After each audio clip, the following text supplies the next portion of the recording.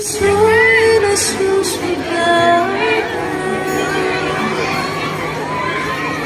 Pangako magmamahal ngayon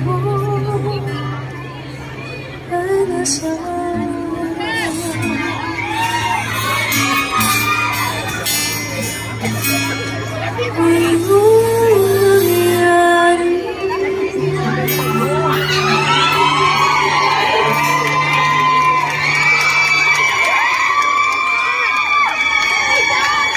Sige.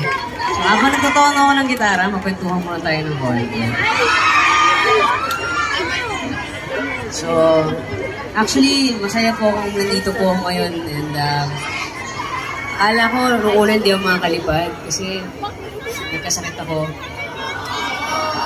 And hanggang ngayon, may problema yung tenga ko. Medyo hindi ako nakakarinig masyado.